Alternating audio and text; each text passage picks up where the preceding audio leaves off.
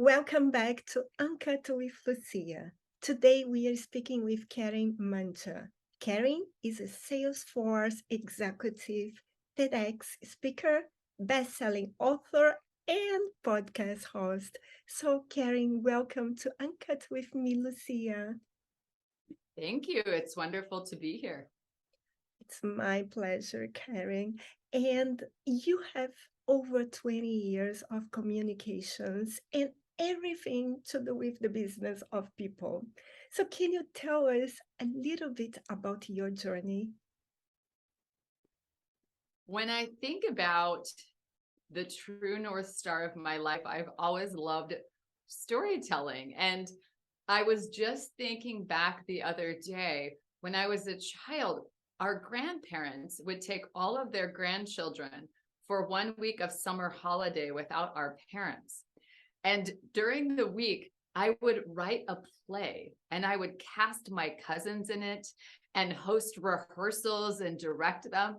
I've always loved writing and storytelling. And when I exited university, I went to work at AT&T in project management for a brief period of time and then into sales and sales leadership. And when you think about sales, sales is really a version of storytelling. Ideally, a compelling version of storytelling where you close the deal. And then I went on to a career at Cisco in sales leadership and then customer experience and voice of the customer.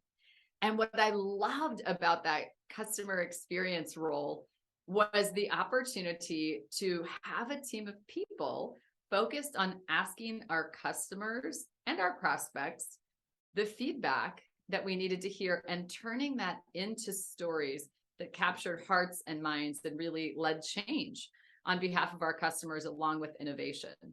And after 11 years at Cisco, I came to work at Salesforce, again, to work with our customers on getting their feedback, and now in a role as a thought leader, really focused on how do we change the story and imagine the future differently about the future of work, customer engagement, and also wellness and well-being.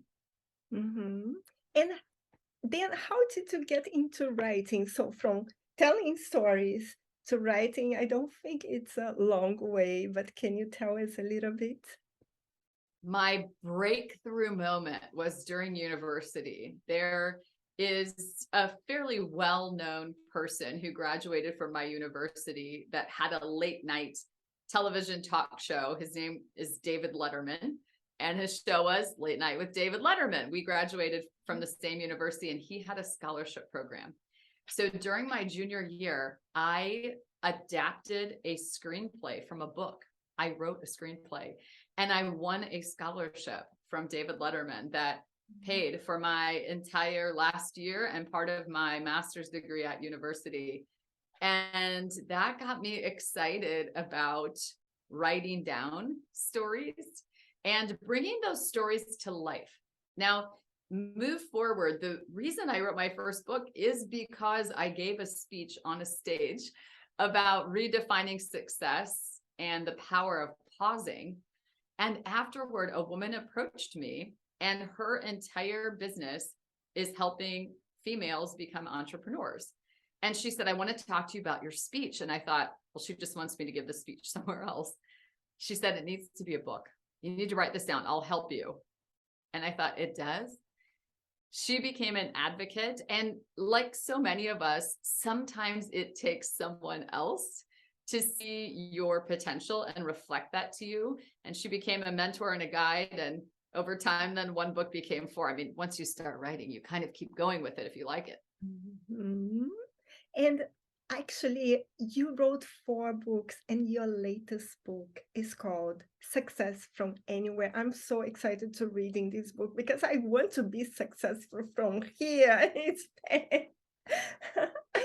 So, Karen, your book also is a Wall Street Journal bestseller. What inspired you to write this book? And also, I need you to tell us a little bit about it. Success from Anywhere is an invitation to freedom. It's an invitation and a design guide for how to change your relationship with work so that you have the freedom to choose individually and collectively where you work, when you work, how you work, and I think most importantly, how work shows up in your everyday life. What inspired me to write the book is that I published a book in August of 2020 called Working from Home, Making the New Normal Work for You. And you can imagine that was wildly popular because we were all working from home and struggling to some degree.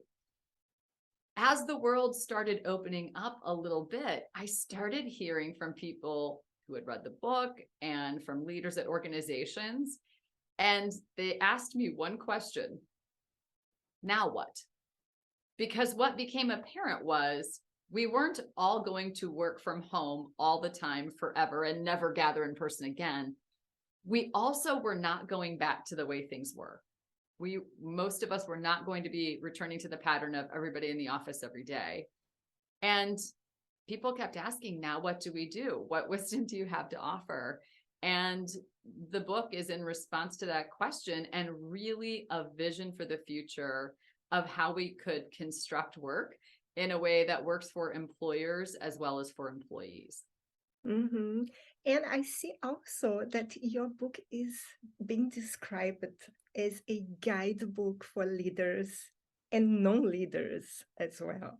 So what was the research, Karen? What was the research process like for this? Because I believe you had to research a lot. There's so much that's been written about company culture, right? We talk about culture all the time and we consider how to change the culture. And the framing in my mind was, what would happen if we could change the game of work and life together? Because if you think about the way that work has been constructed, it's largely a game that's based on amassing, collateral connections and cash, if we want to simplify. And as people have stepped back and asked themselves during this time, what matters? The answer is not always collateral connections and cash. Sometimes it's family, friends, my health, flexibility, autonomy, choice. And so to look in that direction, I interviewed almost 1,000 people one-on-one about how employers and employees are reworking work together, and then read some research that others had performed as well. And here's what I discovered. Success, transformation culture happens one person at a time. Success comes from the inside out. Company cultures change when the people inside of those cultures change, not because there's a big marketing campaign and a new tagline that gets rolled out or a new vision statement. So basically, do you think that we will not in the future need to be on a conference room to be able to collaborate with each other?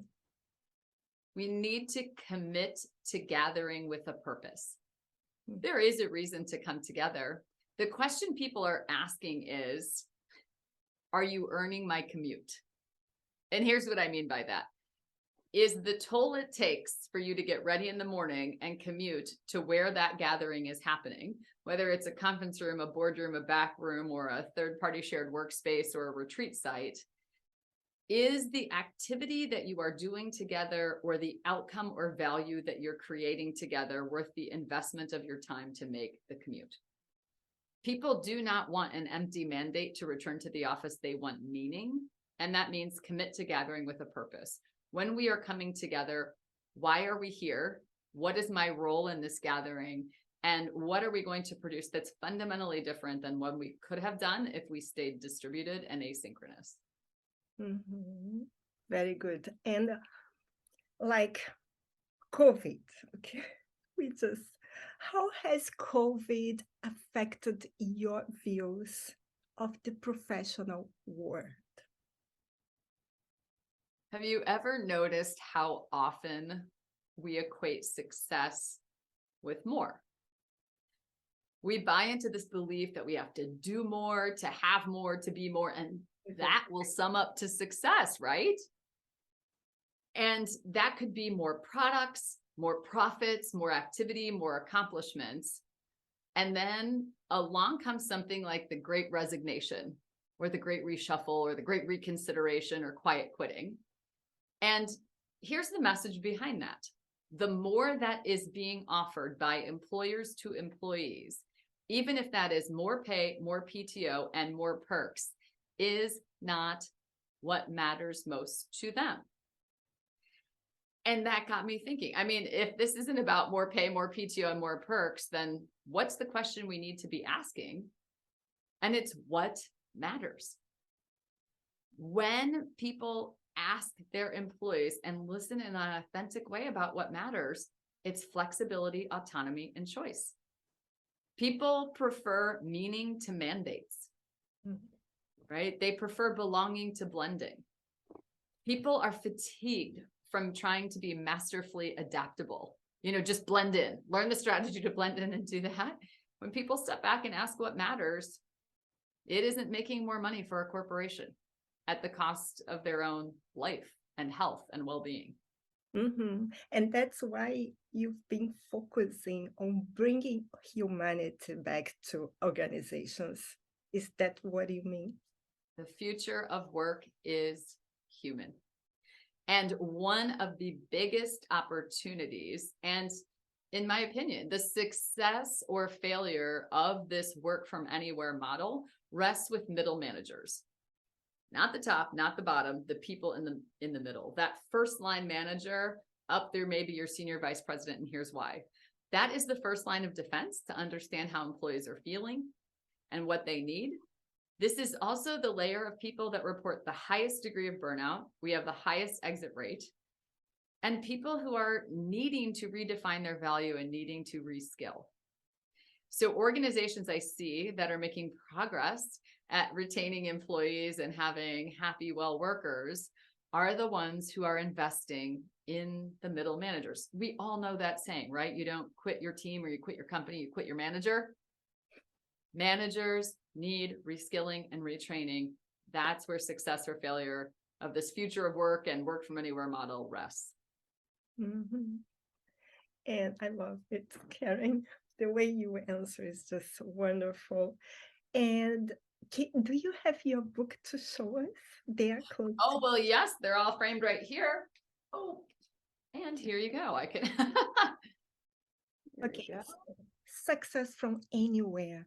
So this, as you said, you wrote 4 books before. This isn't your first book. And Karen, you also have a blog. You have published many articles. You are a speaker and have appeared on TEDx. So which medium do you prefer and why? Also, you have a podcast. I prefer speaking. There is something about the energy of being with a group of people and sharing a message and then inviting engagement. The two-way conversation, the human experience. When I write a book and send it out into the world, I'm very rarely around when someone reads the book and has the aha moment.